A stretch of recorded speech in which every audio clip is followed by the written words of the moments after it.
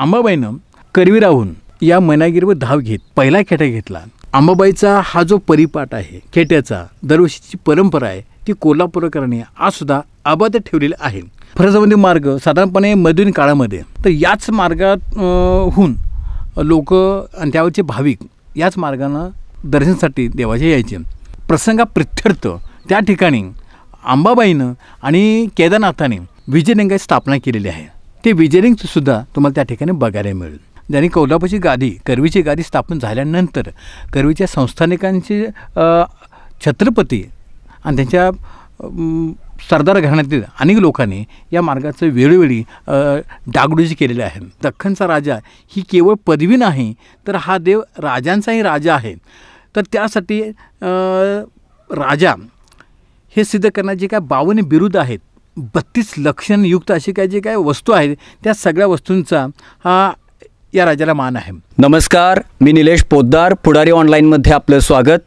आज आपण कोल्हापूरच्या दख्खनचा राजा ज्योतिबाच्या पदस्पर्शानं पावन झालेल्या ज्योतिबा डोंगरावर आज आपण आहोत. 28 फेब्रुवारीपासून ज्योतिबाच्या खेट्यांना सुरुवात होत आहे. खेटे म्हणजे नेमकं काय, त्याचं सांस्कृतिक आणि ऐतिहासिक महत्त्व काय, याविषयी आज आपण जाणून घेणार आहोत. आणि या सर्व गोष्टींची माहिती देण्यासाठी आज आपल्यासोबत आहेत सुनील आमाने सर. आमाने सर हे श्रींचे वंशपरंपरागत हक्कदार पूजक आहेत, तसेच श्री केदार विजय ग्रंथाचे ते अभ्यासक आहेत. आज त्यांच्याकडून आपण जाणून घेणार आहोत की कशा पद्धतीनं खेटे चालतात, खेट्यांची परंपरा कशी आहे आणि ते कशा पद्धतीनं लोक दर रविवारी येऊन खेट्यांची परंपरा चालू ठेवत असतात. चला तर मग. आमाने सर नमस्कार, पुढारी ऑनलाईनमध्ये आपलं स्वागत आहे. ज्योतिबांचे खेटे म्हणजे काय असतात आणि ज्योतिबाच्या भक्तांमध्ये त्याचं महत्त्व काय आहे, याविषयी आम्हाला थोडक्यात माहिती सांगा. नमस्कार. येत्या 28 तारखेपासून येथील वर्षभरामध्ये अनेक यात्रा पार पडत असतात. त्याच्यामध्येच खेटे या नावाची एक 4 रविवारची यात्रा असते.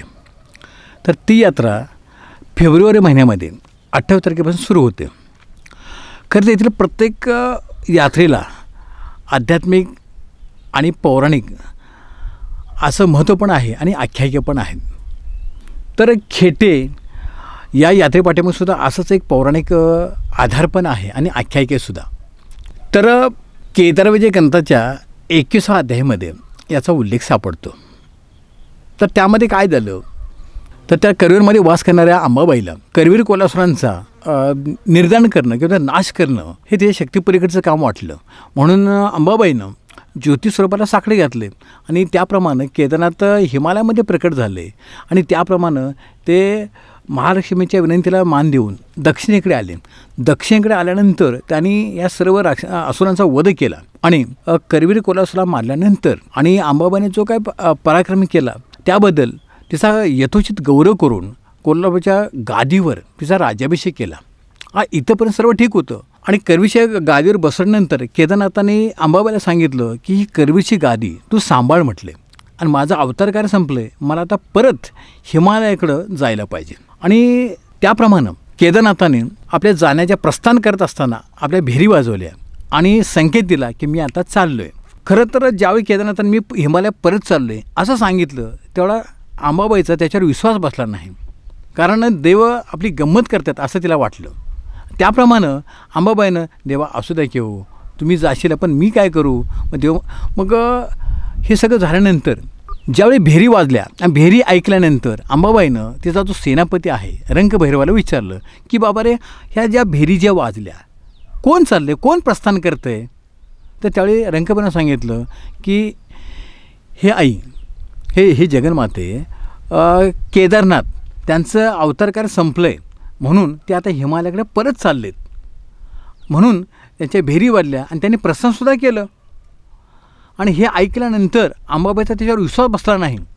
म्हणून तिनं असं होऊ शकत नाही, कारण केदारनाथ वरती आहेत म्हणून मी इथं कोल्हापुरामध्ये गादीवर बसले, मग आता जर का मला ते सोडून जात असतील तर मला त्यांना थांबवलंच पाहिजे असं म्हणून अक्षरशः अंबाबाईने त्या जगन्मातेनं अनवाने आता आपण बसलो आहे त्या स्पॉटच्या, आता मी आता तो दरवाजा बघताय त्या दरवाजापर्यंत धाव घेतली.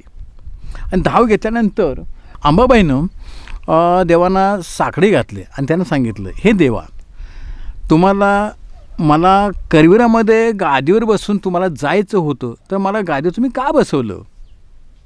कारण केदार ग्रंथामध्ये त्याचा उल्लेख आहे, हे करवीर राज्यासन मज वाटे विश्व प्रयोगाहून थोर, असं प्रत्यक्ष अंबाबाईने म्हटलेलं आहे. ही करवीची गादी मला विषयासारखी आहे, जर तुम्ही या ठिकाणी वास करणार नसाल तर. आणि त्याप्रमाणे अगदी आनवाने येऊन त्यांनी केदारनाथांना साकडं घातलं की हे देवा, तुम्ही जर हिमालयामध्ये परत जात असाल तर मी या ठिकाणी वास्तविक त्या गादीवर बसणार नाही, मी तुमच्या पाठोपाठ येईन. पण त्यावेळी केदारनाथाने अंबाबाईची समजूत काढताना तिला सांगितलं की हे जगन्माते, तू करवी निवासिनी आहेस, तू करवी निवासिनीचं राज्य सांभाळतेस, ते तुझी गादी तुला चालवायलाच पाहिजे. आता जर का तुझा हट्टच असेल तर मी या मैनागिरीवर वास करेन. आणि त्यावेळी अंबाबाईला खूप समाधान वाटलं, खूप बरं वाटलं.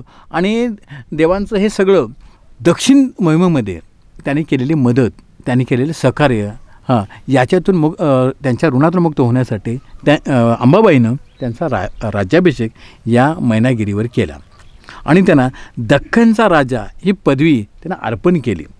आणि तुम्ही आता बघताय तो दरवाजा आहे, ह्या दरवाजा ठिकाणीच महालक्ष्मीनं त्यांच्या राज्याभिषेकाची सुरुवात, त्याची नांदी या ठिकाणी झाली. आणि त्या ठिकाणी दक्षिण दिग्विजय मोहिमेमध्ये केदारनाथाबरोबर ज्या ज्या भैरवीरांनी अलौकिक पराक्रम गाजवला त्यांचा सत्कारसुद्धा या ठिकाणी केला. आणि त्या विजय सोहळ्याचं प्रतीक म्हणून आता तुम्हाला थोड्या वेळानं आता आपण तिथं दरवाजामध्ये गेल्यानंतर ह्या प्रसंगाप्रित्यर्थ त्या ठिकाणी अंबाबाईनं आणि केदारनाथाने विजयलिंगाची स्थापना केलेली आहे. ते विजयलिंगसुद्धा तुम्हाला त्या ठिकाणी बघायला मिळेल.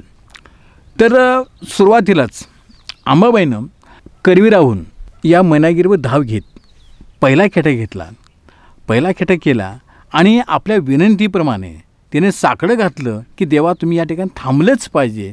आणि ती विनंती आणि तिचा तो जो नवस आहे, तो हेतू त्यांनी सिद्धच गेला. एवढं महत्त्व आणि आख्यायिका या खेट्या पाठीमागं आहेत. सर, कुशिऱ्यापासून दक्षिण द्वारापर्यंत जो फरसबंदीचा मार्ग आहे, जो दगडी मार्ग आहे, त्या मार्गावरूनच भाविक दर रविवारी किंवा खेट्याच्या यात्रेला येत असतात. या मार्गाचं ऐतिहासिक महत्त्व काय आहे आणि या मार्गावर जे दगडी पायऱ्या बसवलेल्या आहेत की घडीव दगडी पायऱ्या बसवलेल्या आहेत किंवा त्याच्यावर काही लोकांची नावंसुद्धा दिसतात, त्या पाठीमागचा काय अर्थ आहे?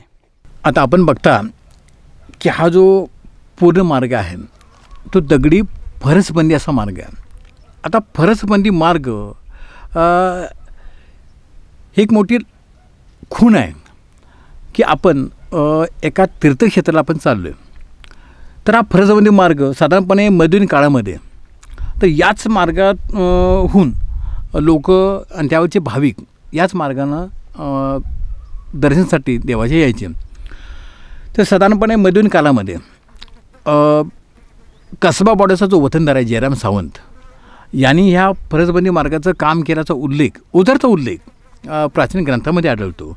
त्याच्यानंतर पुढं कोल्हापूरचे संस्थानिक ज्यांनी कोल्हापूरची करवीची गादी स्थापन झाल्यानंतर करवीच्या संस्थानिकांचे छत्रपती आणि त्यांच्या सरदार घराण्यातील अनेक लोकांनी या मार्गाचं वेळोवेळी डागडुजी केलेली आहे. आणि एक चांगला फरसबंदी मार्ग ज्या मार्गाचा वापर हे सगळे येणारे भाविक करतात असा मार्ग त्यांनी निर्माण केलेला आहे.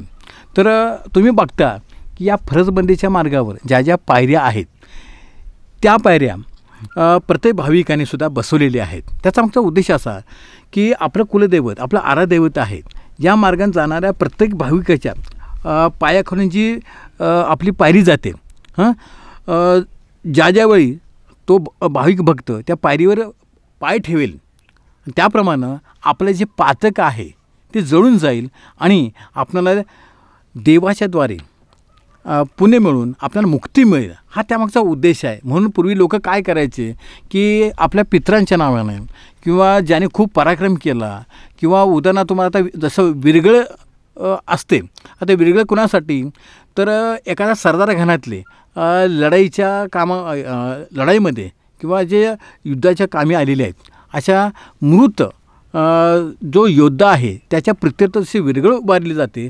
अगदी त्याच पद्धतीनं आपल्या पूर्वजांना किंवा आपल्या पितरांना मुक्ती मिळावी म्हणून ह्या देवाच्या मार्गावर, फरजबंदी मार्गावर त्यांच्या नावाची एक फरशी बसवून त्यांना त्यांच्या आत्म्याला शांती कशी मिळेल, त्यांना मुक्ती कशी मिळेल हा हेतू मानी धरून भाविक भक्त ह्या फरजबंदी मार्गावर पायऱ्या बसवतात आणि त्या पायरीवर गोत्राचं किंवा त्या व्यक्तीचं नाव टाकतात, जेणेकरून त्या व्यक्तीच्या आत्म्याला शांती मिळेल आणि आपल्या गोत्राचा पण उद्धार होईल. असा हा साधारणपणे हा फरजबंदीचा मार्ग आहे आणि अगदी मध्ययुगीन कालापासून हा मार्ग भाविक वापरतात. आणि अगदी पुरापर या मार्गावर तुम्हाला कुशर, पोहाळे अशी गावंसुद्धा तुम्हाला दिसतील आणि या प्रत्येक गावापाठीमागं स्वतःच्या नावाचा एक इतिहास आहे आणि आख्यायिकासुद्धा आहे. आता तुम्ही बघता की या मार्गावर जाताना गायमुख नावाचा एक तलाव लागतो. आता गायमुख तलावावरसुद्धा अनन्यसाधारण महत्त्व आहे. आता गायमुख तलाव हा जो तलाव आहे त्याची स्थापना कोणी केली, त्या ठिकाणी कोणता राक्षस मारला आणि या गायमुख तलावामध्ये पूर्वी लोक विश्रांतीसाठी थांबत होते आणि ते विसाव्याचं ठिकाण होतं लोकांचं. लोक कोल्हापूरहून चालत आल्यानंतर त्या गायमुखा ठिकाणी थांबून, त्या तीर्थावर थांबून थोडंसं विसावा घ्यायचे आणि त्या ठिकाणी भाकरीतुकडा खाण्यासाठी या ठिकाणी थांबायचे. तर असा हा जो मार्ग आहे, ह्या मार्गाचं वैशिष्ट्य असं की लोक केवळ या मार्गातून देवाला येतात असं नाही, तर काही नवंसुद्धा करतात. अगदी या कुशरी गावापासून, त्या पायथ्यापासून काही लोक लोटांगण घेत देवा पण देतात. काही लोटांगण घेत अनेक प्रकार आहेत. झोपेतलं लोटांगण आणि उठूनसुद्धा लोटांगण घालतात. अशा अनेक प्रकारचे लोटांगण घालत लोक ह्या डोंगराच्या पायथ्यापासून मंदिरापर्यंत येत असत. तर असा हा प्रसिद्ध असा देवापर्यंत जाण्याचा हा जो राजमार्ग आहे, ह्याला राजमार्ग म्हणतात. कारण दख्खनचा राजा ही केवळ पदवी नाही, तर हा देव राजांचाही राजा आहे. तर त्यासाठी राजा हे सिद्ध करण्याचे काय 52 बिरुद आहेत, 32 लक्षणयुक्त अशी काय जे काय वस्तू आहेत, त्या सगळ्या वस्तूंचा हा या राजाला मान आहे. त्यामुळे ते वस्तू घेऊन येणारे जे लोक याच पर्याय मार्गाने येत होते म्हणून ह्याला राजमार्ग असंही म्हणतात. तर साधारणपणे असं ही आख्यायिका या रस्त्यापाठीमागं आहे. सर, खेटे आणि कोल्हापूरकर यांचं एक जुनं नातं आहे आणि खेट्यांची यात्रा सुरू झाल्यानंतर प्रत्येक कोल्हापूरकर चालत मंदिरापर्यंत येत असतो, डोंगरावर येत असतो आणि भक्तिभावानं हा खेटा पूर्ण करत असतो. कोल्हापूरकरांनी इतक्या वर्षानंतरही ही यात्रा किंवा खेट्यांची प्रथा अबाधित ठेवलेली आहे. या पाठीमागचं कारण काय आहे आणि हा खेटा केव्हापासून सुरू झाला? अंबाबाईनं अगस्त्यानं सांगितलं की तुम्ही जर करवीरपासून मैनागिरीपर्यंत जर तुम्ही अनवाणी खेटा घातला तर तो दख्खनचा राजा ही तुमची इच्छा पूर्ण करेल आणि तुमचं नवसुद्धा पूर्ण करेल. त्यासाठी तुम्ही एक खेटा घाला. अगदी त्याप्रमाणे मनकर्णिका कुंडामध्ये स्नान करून अगस्त्य ऋषींनी लोपामुद्रा यांनी हा खेटा घातल्याचा उल्लेख तुम्हाला केदार ग्रंथामध्ये आढळेल. त्याप्रमाणे अगस्त्याने हा खेटा पूर्ण केला आणि त्यानंतर अंबाबाईचा हा जो परिपाठ आहे खेट्याचा, दरवर्षीची परंपरा आहे, ती कोल्हापूरकरांनी आजसुद्धा अबाधित ठेवलेली आहे. म्हणून खेटे आणि कोल्हापूरकर हे एक नवीन नातं, नवीन समीकरण तयार झालेलं आहे आणि आजसुद्धा कोल्हापूरकर अगदी भक्तिभावानं अगदी पायी येऊन केदारनाथाचं दर्शन घेतात आणि 4 खेटे केल्यानंतर 5व्या खेट्याला नैवेद्य अर्पण करून ही यात्रा उजवतात किंवा त्याचं उद्यापन करतात. आणि त्याप्रमाणे आज हजारो वर्ष झाली ही खेट्याची परंपरा अगदी सुखनैव चालू आहे. असं हे या खेट्याचं महत्त्व आहे. आज आपल्याला सुनील आमाने सरांनी ज्योतिबाची खेटे, त्याचं सांस्कृतिक आणि धार्मिक महत्त्व, कोल्हापूरकर आणि ज्योतिबाच्या खेट्यांचं महत्त्व याविषयी चांगली माहिती दिली. ही माहिती जर तुम्हाला आवडली असेल तर लाईक करा, कमेंट करा आणि शेअर करायला विसरू नका. ज्योतिबाहून कॅमेरामन रवींद्र बागलसह निलेश पोद्दार, कोल्हापूर.